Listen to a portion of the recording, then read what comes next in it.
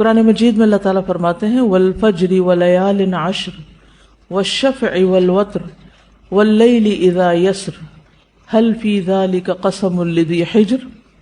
قسم ہے فجر کی اور 10 راتوں کی اور جفت اور طاق کی اور رات کی جب وہ چلتی ہے، یقیناً اس میں عقل والے کے لیے بڑی قسم ہے. 10 راتوں سے مراد ذوالحجہ کا پہلا عشرہ ہے، پہلے 10 دن ہیں جو انشاءاللہ کل سے شروع ہو جائیں گے.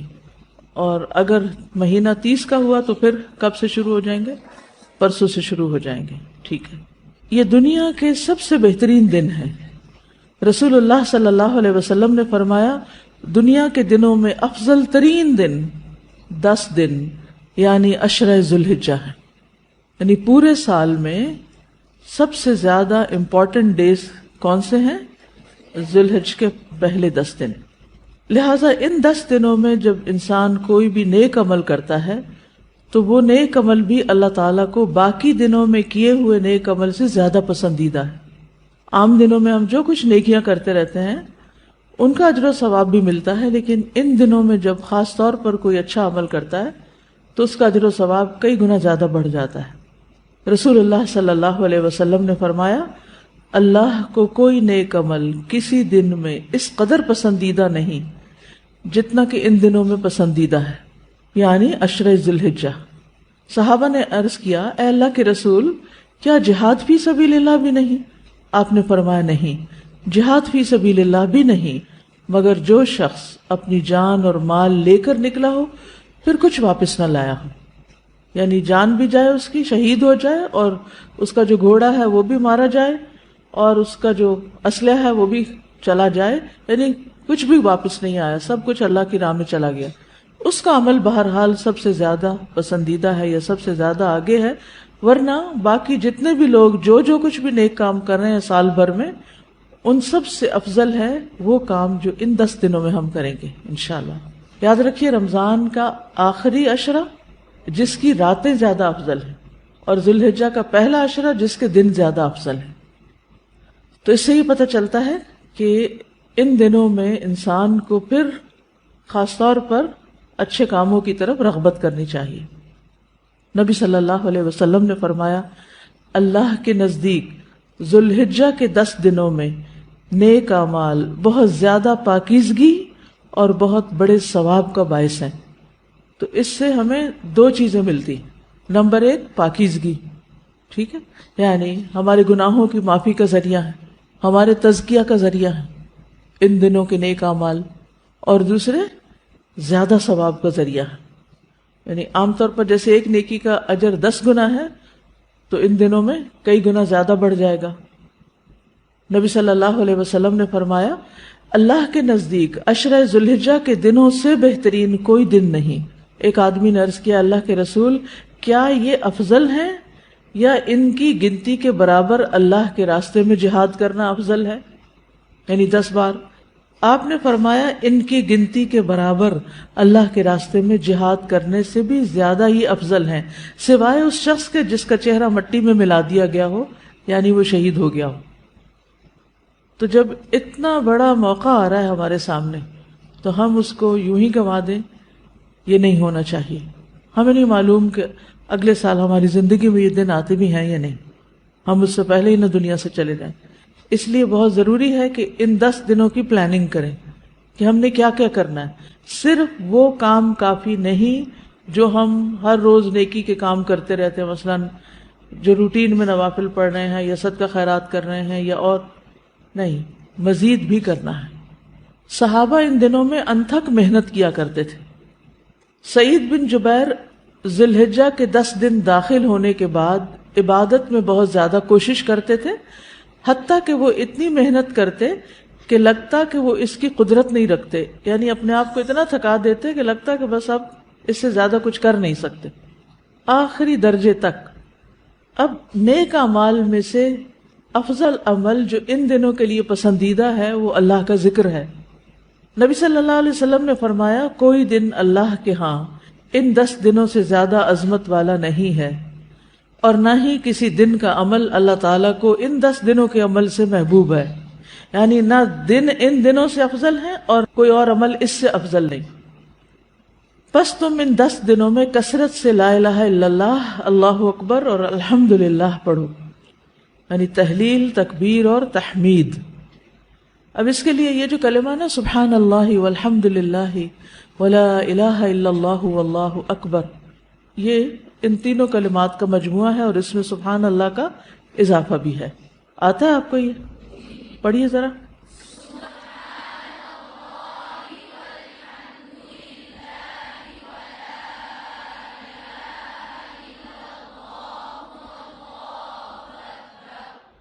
ٹھیک ہے.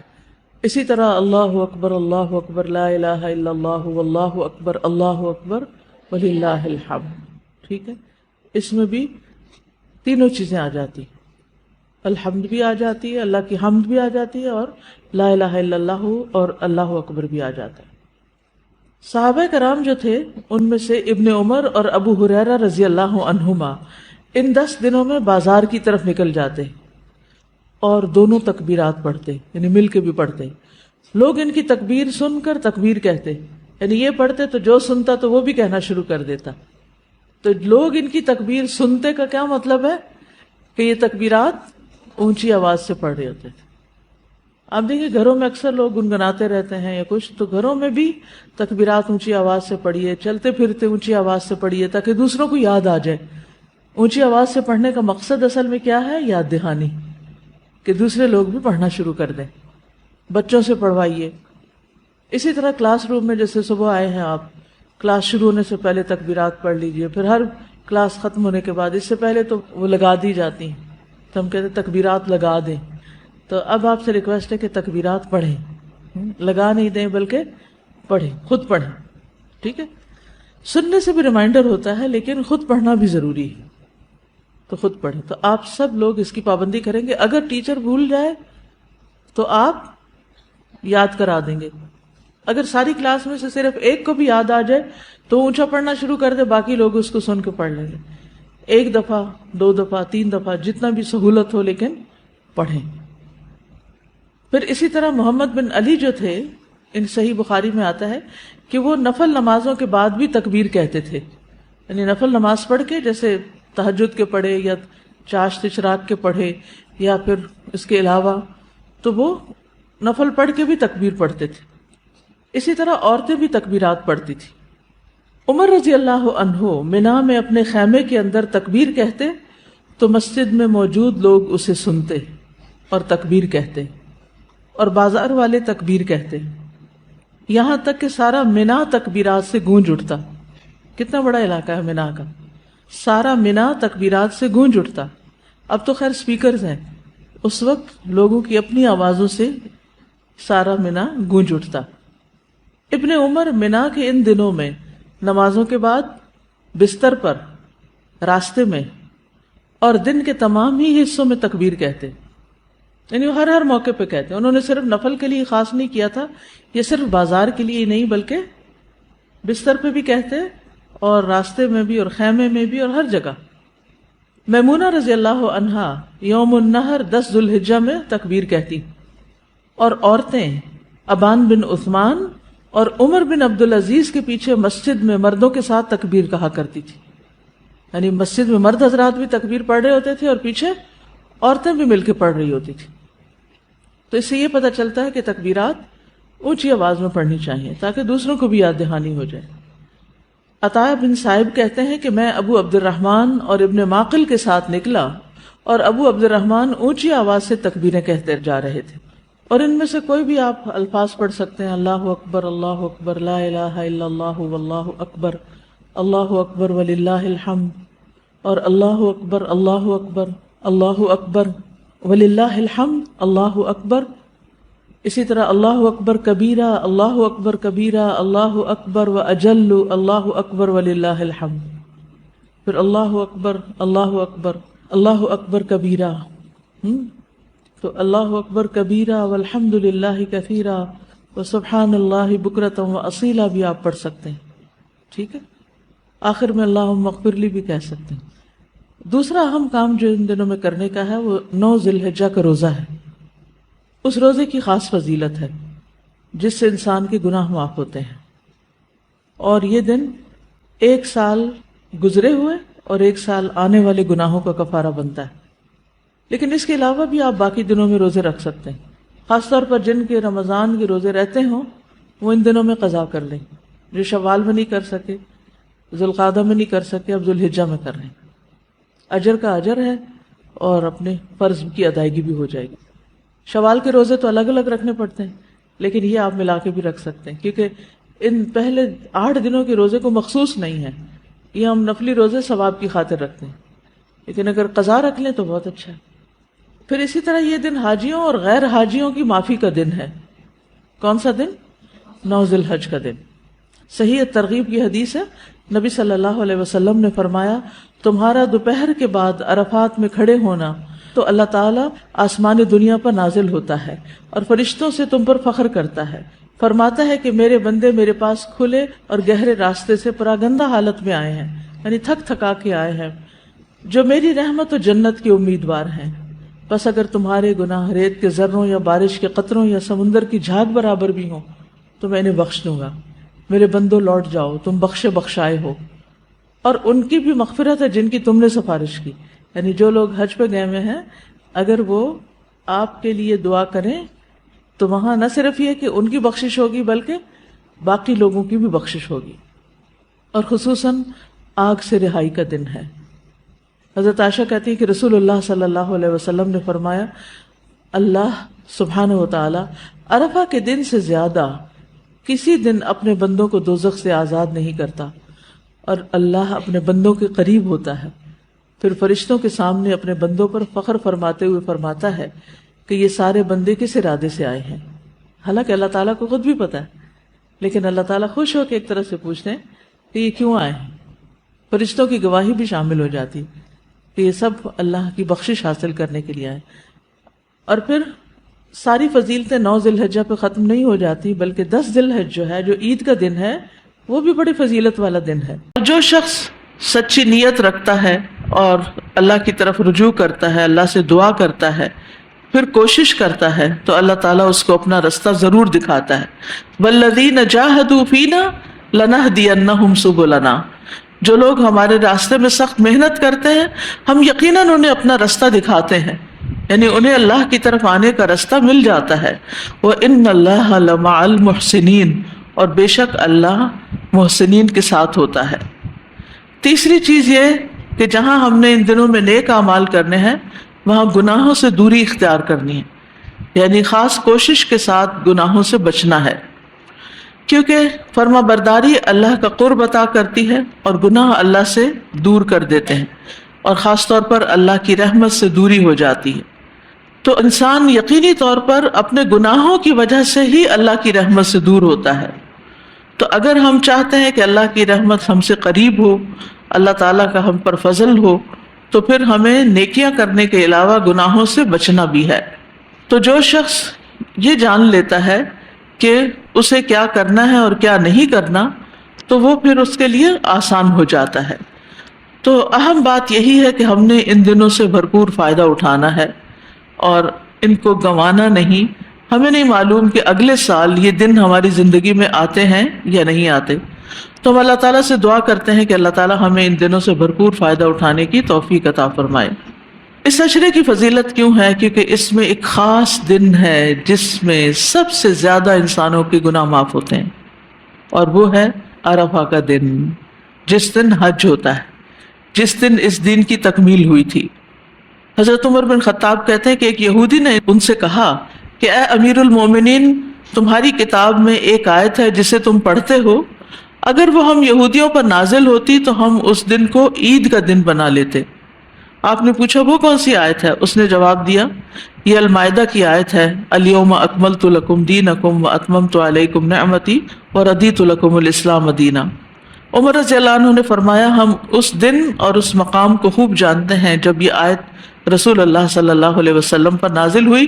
اس وقت آپ عرفات میں جمعہ کے دن کھڑے تھے۔ تو عرفات کا دن جو ہے یہ معافی کا دن ہے، حج کا دن ہے، اور اس دن ہمارے دین کی تکمیل ہوئی تھی۔ نبی صلی اللہ علیہ وسلم نے فرمایا تمہارا دوپہر کے بعد عرفات میں کھڑے ہونا اللہ تعالیٰ آسمان دنیا پر نازل ہوتا ہے اور فرشتوں سے تم پر فخر کرتا ہے اور فرماتا ہے کہ میرے بندے میرے پاس کھلے اور گہرے راستے سے پراگندہ حالت میں آئے ہیں، جو میری رحمت اور جنت کے امیدوار ہیں۔ بس اگر تمہارے گناہ ریت کے ذروں یا بارش کے قطروں یا سمندر کی جھاگ کے برابر بھی ہوں تو میں انہیں بخش دوں گا۔ میرے بندو لوٹ جاؤ، تم بخشائے ہو، اور ان کی بھی مغفرت ہے جن کی تم نے سفارش کی۔ یعنی حاجی وہاں جا کر کسی اور کے لیے جو دعائیں کرتے ہیں اور خاص طور پر بخشش کی تو ان کی بھی بخشش ہو جاتی۔ اس لیے کبھی کوئی حج پہ جانے والا اگر آپ سے یہ پوچھے کہ میں آپ کے لیے وہاں کون سی دعا کروں تو آپ اسے خاص کہیں کہ میرے لیے تم عرفہ کے دن بخشش کی دعا کرنا، کیونکہ عرفات کے میدان میں کھڑے ہونے والے جس کے لیے سفارش کرتے ہیں اس کے لیے بھی وہ سفارش قبول ہو جاتی ہے۔ اب عرفہ کا دن تو عرفات والوں حاجیوں کو ملتا ہے، تو باقی لوگوں کے لیے کیا ہے؟ ہم بھی اس دن اللہ تعالیٰ سے دعا کر سکتے ہیں کہ اللہ آپ کی نظر کرم ان پر ہے تو ہماری طرف بھی کر دیجئے، تو اس دن آپ خاص دعا کیجئے اپنے لیے۔ لیکن اس دن کا خاص عمل بھی ہے اور وہ ہے روزہ رکھنا۔ حاجی روزہ نہیں رکھتے اس دن، ان کے لیے منع ہے، لیکن جو غیر حاجی ہیں وہ عرفہ کا دن اگر روزہ رکھتے ہیں تو ان کی بھی معافی ہو جاتی ہے۔ ابو قتادہ انصاری سے روایت ہے کہ آپ صلی اللہ علیہ وسلم سے عرفہ کے دن کے روزے کے بارے میں پوچھا گیا تو آپ نے فرمایا گزرے ہوئے ایک سال اور آنے والے سال کے گناہوں کا کفارہ بن جاتا ہے۔ یہ دن کتنے گناہوں کا کفارہ؟ پچھلے سال کا اور اگلے سال کا۔ تو اس سے انسان کو خاص خوشی نصیب ہوتی ہے کہ اس کے گناہ معاف ہو گئے اور اس کے بوجھ ہلکے ہو گئے۔ پھر یہ آگ سے آزادی کا دن بھی ہے۔ حضرت عائشہ فرماتی ہیں کہ رسول اللہ صلی اللہ علیہ وسلم نے فرمایا اللہ عرفہ کے دن سے زیادہ کسی دن اپنے بندوں کو دوزخ سے آزاد نہیں کرتا، اور اللہ اپنے بندوں کے قریب ہوتا ہے، یعنی وہ قربت والا وقت ہوتا ہے۔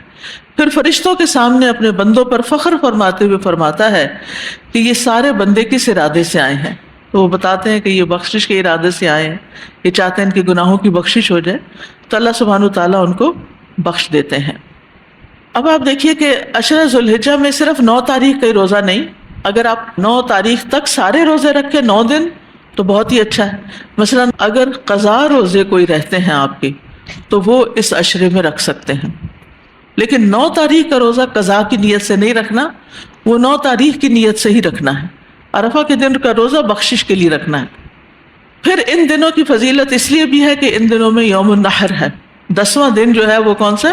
قربانی کا دن، یوم النحر۔ رسول اللہ صلی اللہ علیہ وسلم نے فرمایا اللہ کے نزدیک سب سے افضل دن یوم النحر اور اس کے بعد یوم القر یعنی 11 ذی الحجہ ہے۔ یعنی 11 ذی الحجہ اس طرح افضل نہیں جس طرح 10ویں تاریخ ہے۔ ابراہیم علیہ السلام کی سنت پر عمل کرتے ہوئے ہمیں اس دن کیا کرنا چاہیے؟ قربانی کرنی چاہیے، اور جو قربانی کرنے والا ہو وہ اپنے ناخن بال وغیرہ نہ کاٹے، یعنی فرسٹ ذی الحجہ سے لے کے قربانی کرنے تک کیا نہیں کرنا؟ بال نہیں کاٹنے، ناخن نہیں کاٹنے، بال نوچنے بھی نہیں۔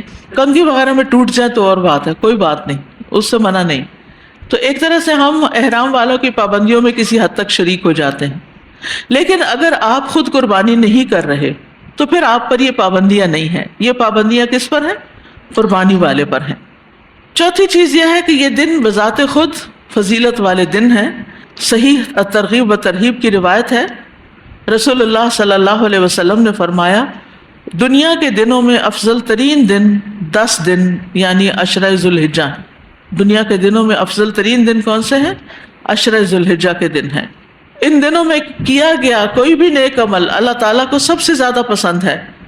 ابن عباس سے روایت ہے کہ رسول اللہ صلی اللہ علیہ وسلم نے فرمایا اللہ تعالیٰ کو کوئی نیک عمل کسی دن میں اس قدر پسندیدہ نہیں جتنا کہ ان دنوں میں پسندیدہ اور محبوب ہوتا ہے، یعنی عشرہ ذی الحجہ۔ تو اس سے کیا پتہ چلتا ہے کہ عشرہ ذی الحجہ میں ہمیں کیا کرنا چاہیے؟ اس کے دنوں میں نیک عمل زیادہ کرنے چاہیے۔ راتوں میں سے افضل راتیں کون سی ہیں؟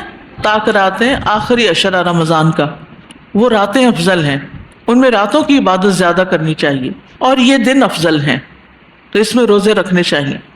تو رسول اللہ صلی اللہ علیہ وسلم نے فرمایا اللہ تعالیٰ کو کوئی نیک عمل کسی دن اس قدر پسندیدہ نہیں جتنا کہ ان دنوں میں پسندیدہ اور محبوب ہوتا ہے، یعنی عشرہ ذوالحجہ۔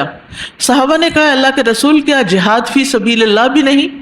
آپ نے فرمایا نہیں، جہاد فی سبیل اللہ بھی نہیں مگر جو کوئی شخص اپنی جان اور مال لے کر نکلا ہو پھر کچھ واپس نہ لایا ہو، یعنی شہید ہو جائے اور اس کا گھوڑا بھی شہید ہو جائے اور سب کچھ اس کا ختم ہو جائے تو اس کا عمل بہرحال افضل ہے، لیکن باقی کوئی عمل اتنا افضل نہیں۔ تو پھر کیا کریں عشرہ ذوالحجہ میں؟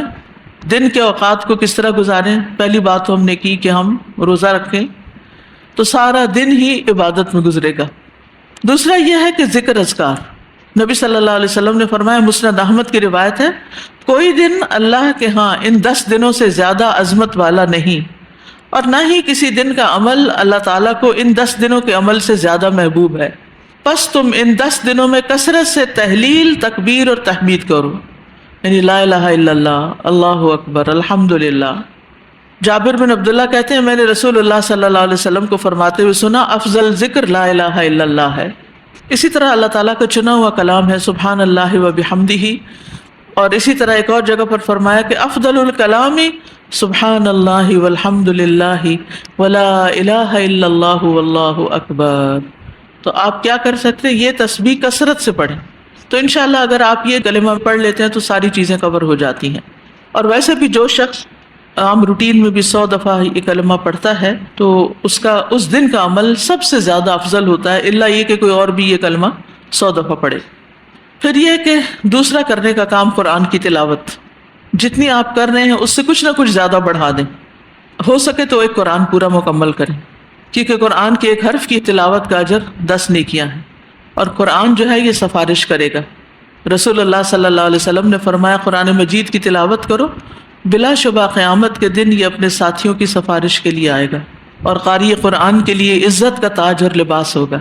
کس طرح سجایا جائے گا، تو کتنی خوشی کی بات ہے ان لوگوں کے لیے جو حافظ قرآن ہیں، ان کو تو کم از کم ان 10 دنوں میں ضرور ایک دفعہ پورا قرآن پڑھ لینا چاہیے، کیونکہ وہ تو 20 منٹ میں ایک سپارہ پڑھ لیتے ہیں، اور 1 گھنٹہ لگائیں تو 3 سپارے روز ہو جائیں گے، اور 10 دنوں میں پورا قرآن مکمل ہو جائے گا۔ نبی صلی اللہ علیہ وسلم نے فرمایا قیامت کے دن قرآن مجید آئے گا اور کہے گا اے میرے رب اس قاری قرآن کو زیور پہنا دیجیے۔ زیور کا شوق ہے آپ کو؟ گولڈ کی چوڑیاں، ہار، انگوٹھیاں، کانٹے اور بروش اور بٹن جو بھی مل جائے سبھی اچھا لگتا ہے، تو عورتوں کو تو بہرحال پسند ہوتا ہے، اور میں نے دیکھا چھوٹی چھوٹی بچیوں کو بھی بہت پسند ہوتا ہے۔ میری نواسیوں کو تو جیولری اتنی پسند ہے کہ اگر انہیں جیولری کا تحفہ دے دیا جائے تو سمجھے سب کچھ مل گیا ان کو۔ تو ایک فطری سی چیز ہے، قرآن بھی کہتا ہے نا افمن ینشأ فی الحلیۃ، بھلا وہ جو زیورات میں پالی جاتی ہے، تو اس میں کوئی برائی اور قباحت نہیں ہے، یہ ہماری تعریف ہے، لیکن دنیا میں بعض اوقات انسان کی یہ خواہشات اور حسرتیں پوری نہیں ہوتی۔ اگر یہ خواہش ہے تو قرآن کی تلاوت کی کثرت کر لیں، کیونکہ اللہ تعالیٰ کے پاس قرآن سفارش کرے گا کہ اے میرے رب اس قاری قرآن کو زیور پہنا دیجیے، تو اس شخص کو عزت کا تاج پہنایا جائے گا۔ قرآن مجید پھر کہے گا اے رب اور زیادہ اس کی عزت افزائی فرمائیے، ابھی اور بھی، تو اس قرآن پڑھنے والے کو عزت کا لباس پہنایا جائے گا۔ قرآن مجید کہے گا اے میرے رب اس سے راضی ہو جائیے، تو اللہ اس شخص سے راضی ہو جائے گا۔ پھر فرمائے گا قرآن پڑھتے جاؤ اور جنت کے درجات چڑھتے جاؤ، ہر آیت کے ساتھ ایک نیکی بھی زیادہ کر دی جائے گی۔ یاد رکھیے کوئی عمل ایسا نہیں کہ جس کی نیکی قیامت کے دن بھی ملے سوائے قرآن کے۔ یعنی مثلا آپ نماز پڑھتے ہیں نا دنیا میں، تو نماز کا ثواب بس یہ دنیا میں جتنی آپ نے نمازیں پڑھ لی، جتنے آپ نے روزے رکھ لیے، جو بھی آپ نے کر لیا، لیکن اگر آپ قرآن کے پڑھنے والے ہیں اور قرآن کے حافظ ہیں اور قرآن کو امپورٹنس دیتے ہیں اور پڑھتے ہیں، تو قیامت کے دن جب آپ قرآن پڑھیں گے تو وہاں بھی نیکیاں مل جائیں گی۔ کتنی بڑی فضیلت ہے، هو خیر مما یجمعون۔ تو اس لیے شوق سے یہ نہیں کہ ہائے اچھا اب یہ 10 دن آ رہے ہیں پھر قرآن پڑھیں، نہیں، اپنے وقت کا کچھ حصہ نکالیں، توجہ فرمائیں، تو آپ یقین کریں کہ کہیں نہ کہیں سے آپ اپنے واٹس ایپ ٹائم میں سے یا اپنے میسیجز میں سے یا یوٹیوب میں سے کہیں سے ٹائم نکال کے آپ قرآن کی تلاوت زیادہ کر سکتے ہیں۔ بس پلان کرنے کی ضرورت ہے، توجہ کرنے کی ضرورت ہے۔ پھر اللہ تعالیٰ فرمائے گا جب اس سے راضی ہو جائے گا کہ قرآن پڑھتے جاؤ اور جنت کے درجات چڑھتے جاؤ، ہر آیت کے ساتھ ایک نیکی بھی زیادہ کر دی جائے گی۔ تو جو لوگ 10 دنوں میں قرآن ختم کرنا چاہیں وہ پہلے دن البقرہ اور آل عمران پڑھ لیں، دوسرے دن النساء اور مائدہ، تیسرے دن انعام سے توبہ، چوتھے دن یونس سے نحل، پانچویں دن اسراء سے فرقان، چھٹے دن شعراء سے یاسین، ساتویں دن صافات سے قاف، آٹھویں دن زاریات سے مجادلہ، اور نویں دن حشر سے الناس تک۔ تو اس طرح 10 دنوں میں قرآن پورا ہو جائے گا۔ پھر یہ ہے کہ دن کے نوافل کا اہتمام، اگر تہجد پڑھتے ہیں تو بہت اچھی بات ہے، کیونکہ بندہ جن چیزوں سے اللہ تعالیٰ کا قرب حاصل کرتا ہے وہ سب سے زیادہ تو فرض کی ادائیگی کے ساتھ ہوتا ہے، لیکن بندہ فرض ادا کرنے کے بعد اللہ تعالیٰ فرماتے ہیں نفل عبادت کر کے مجھ سے اتنا قریب ہو جاتا ہے کہ میں اس سے محبت کرنے لگتا ہوں۔ چاشت کے نوافل، اشراق کے نوافل، سنتیں پڑھیں، ظہر سے پہلے 4، ظہر کے بعد 4، اسی طرح عصر سے پہلے، مغرب کے بعد، اور خاص طور سنن رواتب دن کی 12 سنتوں کی تو پابندی ضروری کریں، کیونکہ ہر سجدے پہ ایک درجہ بلند ہوتا ہے اور ایک خطا معاف کر دی جاتی۔ رسول اللہ صلی اللہ علیہ وسلم کا فرمان ہے یہ کہ جو شخص ایک رکوع یا ایک سجدہ کرتا ہے اس کا ایک درجہ بلند کر دیا جاتا ہے اور ایک گناہ معاف کر دیا جاتا ہے۔ پھر اسی طرح گناہ جھڑتے ہیں جیسے سوکھے درخت کے پتے جھڑتے ہیں، مسند احمد کی روایت کے مطابق۔ چوتھی چیز صدقہ خیرات، ہر روز کچھ نہ کچھ صدقہ ضرور کریں، قربانی کریں، قربانی کے لیے پیسے جمع کرنے شروع کر دیں۔ اگر خود نہیں کر سکتے پوری قربانی، جیسے الہدا سے غریب علاقوں میں قربانی بھیجنے کا اہتمام کیا جاتا ہے، تو مثلاً کلاسز مل کے کچھ گائے کے حصے یا بکرے وغیرہ کٹھے بھی صدقہ کر سکتے ہیں، رشتہ داروں کی طرف سے اور لوگوں کو موٹیویٹ کر کے۔ تو بہترین صدقہ خیرات یہ ہے کہ انسان ان دنوں میں قربانی کرے، لیکن اس کے علاوہ بھی انسان کسی غریب کو کھانا کھلائے، نیکی اور دین کے کام میں آگے بڑھائے۔ یہ چھوٹے چھوٹے کاغذ جو ہے نا جس میں عشر ذی الحج کی فضیلت اور تکبیرات لکھی، وہ آپ لے کے اگر 10 بانٹ دیں لوگوں میں تو جو اور بھی پڑھیں گے یہ بھی ایک صدقہ ہے، اور اس سے دین کی تبلیغ بھی ہو جاتی۔ اور صدقہ کرنے کو معمولی نہیں سمجھنا چاہیے، کیونکہ کھجور کا ایک ٹکڑا بھی آگ سے بچانے کے لیے کافی ہو سکتا ہے اگر آپ اخلاص کے ساتھ صدقہ کرتے ہیں۔ اور جو اللہ کی راہ میں فی سبیل اللہ کوئی چیز خرچ کرتا ہے تو اس کے لیے اس کا 700 گنا اجر لکھا جاتا ہے۔ تو اللہ کے راستے میں کیا ہوتا ہے؟ اللہ کے دین کے راستے میں۔ پھر روزوں کا اہتمام، روزے کا بدلہ صرف اللہ ہی دے سکتا ہے بندے کو۔ روزہ ایسی چیز ہے جس کے برابر کچھ نہیں، یعنی کہ بہت زبردست نیکی ہے۔ اللہ کے راستے میں ایک دن کا روزہ جو ہے 70 سال کی مسافت تک انسان کے چہرے کو آگ سے دور کر دیتا ہے، یہ مسلم کی روایت ہے۔ جیسے شروع میں نے عرض کیا تھا کہ نیکیاں کرنے کے ساتھ ساتھ کچھ چیزیں نہیں بھی کرنی، اور ان میں ظلم کی ممانعت ہے۔ ان دنوں میں کسی پر ظلم زیادتی نہیں کرنی، حرمتوں کا پاس کرنا ہے، جان مال اور عزت کا خیال رکھنا ہے۔ تو ایک مسلمان کی ہر چیز دوسرے مسلمان پر حرام ہے، اس کا خون، اس کا مال اور اس کی عزت و آبرو، یعنی کسی کے مال کو نقصان نہیں دینا، کسی کا مال نہیں چرانا، کسی کو کوئی تکلیف نہیں دینی، حتیٰ کہ کوئی زخم نہیں لگانا۔ خون سے مراد صرف نہیں کہ قتل کرنا، یعنی کسی کے ساتھ کوئی ایسے ظلم و زیادتی نہیں کرنی کہ آپ کی وجہ سے اس کا خون بہے، چاہے وہ قطرہ ہی کیوں نہ ہو۔ اور اسی طرح اس کی عزت و آبرو، کسی کی غیبت نہیں کرنی، غیبت سے پرہیز کرنا ہے، لعن طعن سے پرہیز کرنا ہے، گالی گلوچ سے پرہیز کرنا ہے، بد کلامی اور فحش گوئی اور سخت باتیں کرنے سے پرہیز کرنا ہے۔ تو یہ چند چیزیں ہیں مختصر سی کہ جن کو یاد رکھنا ضروری ہے۔ الحمدللہ اسٹال پر ذو الحجہ اور قربانی کا پیمفلٹ بھی موجود ہے، پھر عشرہ ذو الحج کی فضیلت بھی موجود ہے، اردو میں بھی ہے، انگلش میں بھی ہے، تو خود بھی پڑھیں اور دوسروں کو بھی پڑھائیں۔ تو جو لوگ بھی نیکی کریں گے وہ سب آپ کے لیے صدقہ جاریہ لکھا جائے گا، کیونکہ الدال علی الخیر کفاعلہ، جو خیر کی دعوت دینے والا ہوتا ہے وہ اس کے کرنے والے کی طرح ہوتا ہے۔